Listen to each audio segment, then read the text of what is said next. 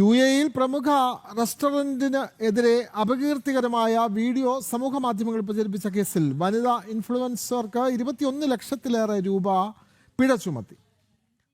റെസ്റ്റോറന്റിന്റെ സേവനങ്ങളെക്കുറിച്ചുള്ള വസ്തുതാപരമായ വിമർശനത്തിന് പകരം ഉടമയുടെ വ്യക്തിത്വത്തെയും ബിസിനസ് രീതികളെയും മോശമായി ചിത്രീകരിച്ചുവെന്നാണ് കോടതി കണ്ടെത്തിയത്.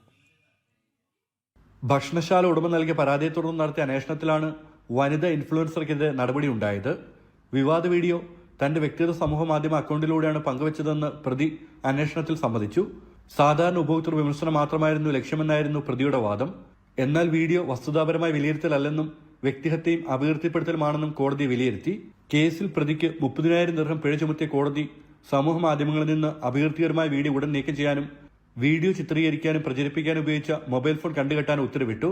ഇതിനു പുറമെ റെസ്റ്റോറന്റ് ഉടമയ്ക്ക് താൽക്കാലിക സിവിൽ നഷ്ടപരിഹാരമായി 51,000 ദിർഹം നൽകാനും കോടതി നിർദ്ദേശിച്ചു. ഇതോടെ ഇൻഫ്ലുവൻസർക്ക് ആകെ സാമ്പത്തിക ബാധ്യത 81,000 ദിർഹമായി. ഉപഭോക്താക്കൾക്ക് ഉൽപ്പന്നങ്ങളെ സേവനങ്ങളെ കുറിച്ച് അഭിപ്രായം പ്രകടിപ്പിക്കാൻ അവകാശമുണ്ടെങ്കിലും വ്യക്തികളെയോ സ്ഥാപനങ്ങളെയോ അപകീർത്തിപ്പെടുത്തുന്ന തരത്തിലുള്ള പരാമർശങ്ങളും ആരോപണങ്ങളും UAE നിയമപ്രകാരം ഗുരുതര കുറ്റമാണെന്ന് അബുദാബി കോടതി വീണ്ടും ഓർമ്മിപ്പിച്ചു. സമൂഹ മാധ്യമങ്ങൾ ഉപയോഗിക്കുമ്പോൾ നിയമപരമായ ഉത്തരവാദിത്തം പാലിക്കണമെന്നും അധികൃതർ മുന്നറിയിപ്പ് നൽകി.